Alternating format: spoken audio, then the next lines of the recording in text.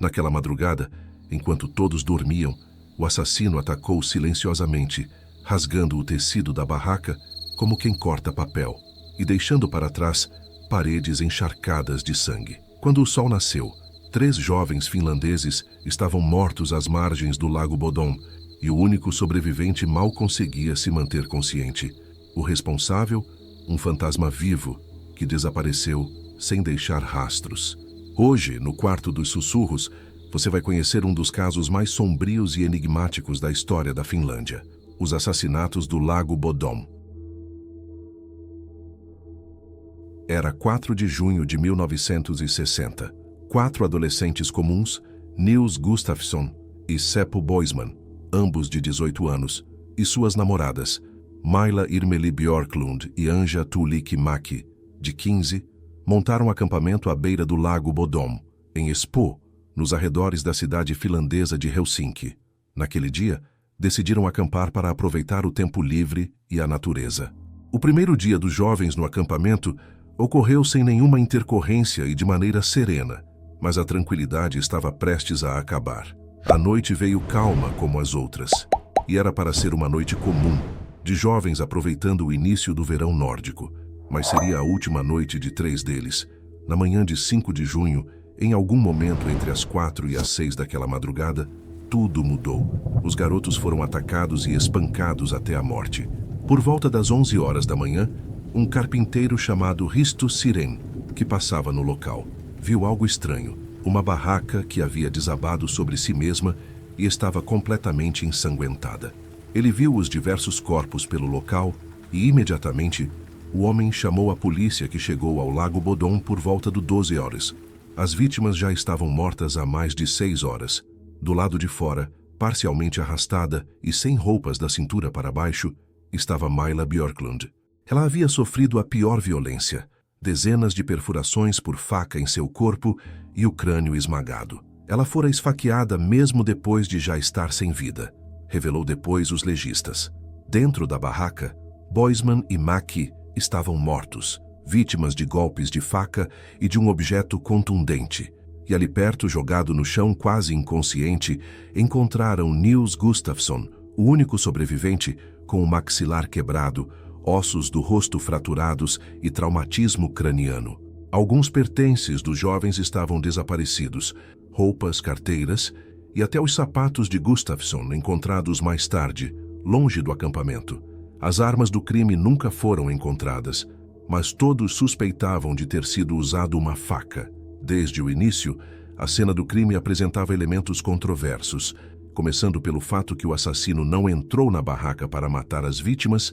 Ele atacou pelo lado de fora. E, para piorar tudo, o cenário ficou rapidamente contaminado. Moradores, curiosos, jornalistas, todos circularam pelo local antes da polícia isolá-lo. Uma testemunha, porém, disse ter visto um homem loiro caminhando para longe do acampamento por volta das 6 da manhã. Gustafsson, único dos jovens que sobreviveu, contou sua versão diversas vezes ao longo do próximo ano.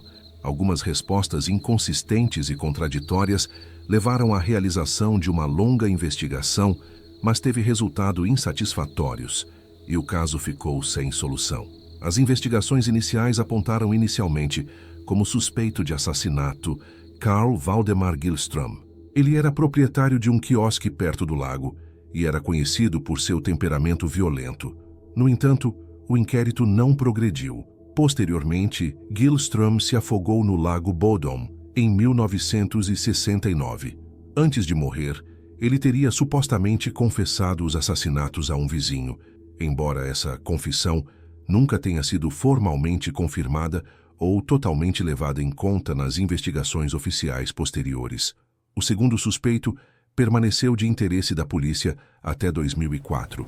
Tratava-se de Hans Assmann, sobre quem recaía a suspeita de ter sido um ex-agente da KGB, a principal agência de inteligência da União Soviética.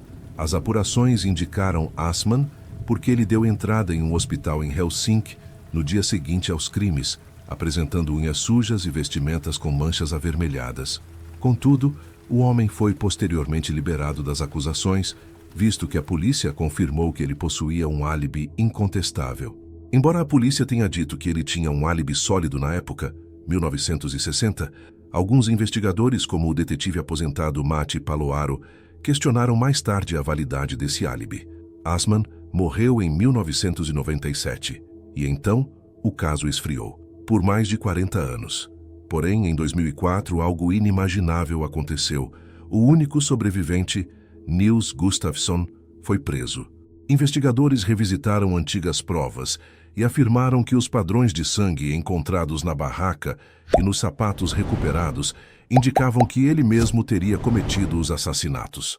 Segundo a promotoria, Gustafsson teria matado os amigos, começando pela própria namorada num ataque de ciúmes, escondido os sapatos e retornado descalço para simular que também fora atacado.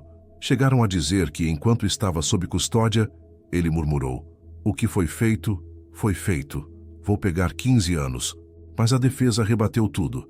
Disse que as feridas dele eram incompatíveis com alguém que tivesse força para matar 3 pessoas daquela forma.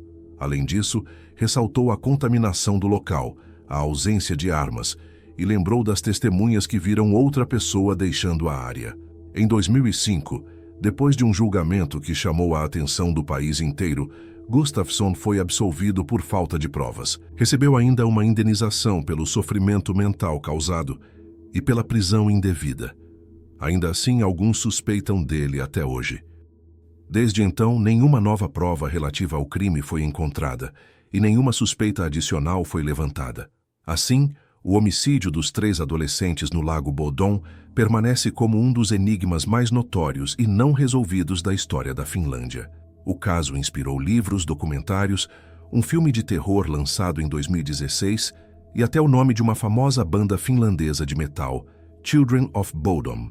Mas após mais de 60 anos, ninguém jamais foi condenado. A maioria das evidências se perdeu para sempre.